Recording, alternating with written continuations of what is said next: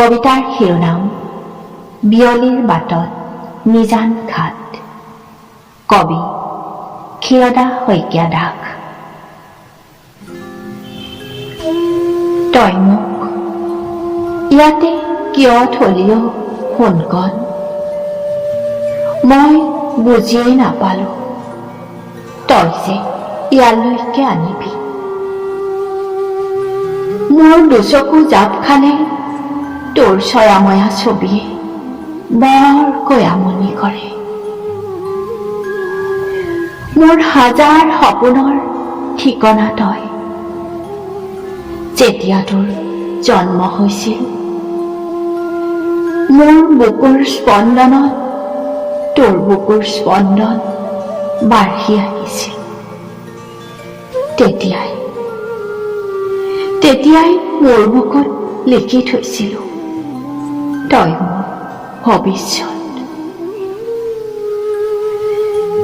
এটা জনশূন্য কোঠাৰ যন্ত্ৰণা তই জানো বুজিবিনে সোণকণ? তই জাননে তোক নেদেখিলে মোৰ হৃদয়খনে ছাতি ফুটি কৰে, স্মৃতিবোৰে ককবকাই উঠে।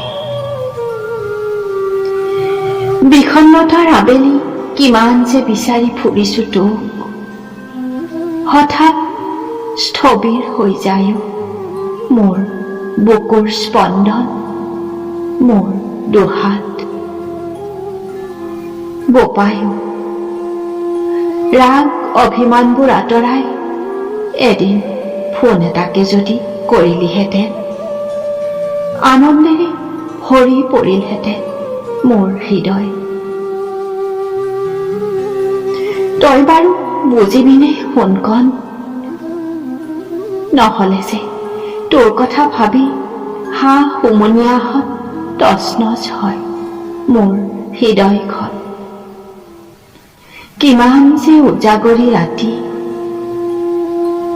নহলে আহিবিচোন এদিন, কিমান আৰু নিজৰ সতে কথা পাতিম। তই অহাহেঁতেন দিলোহেঁতেন মোৰ পৃথিৱীত সকলো মৰম, কথা পাতিলোহেঁতেন দুয়ো সুখৰ দুখৰ মাতৃ পুত্ৰৰ। তই আহিবিনে সোণকণ? তই আহিবিনে?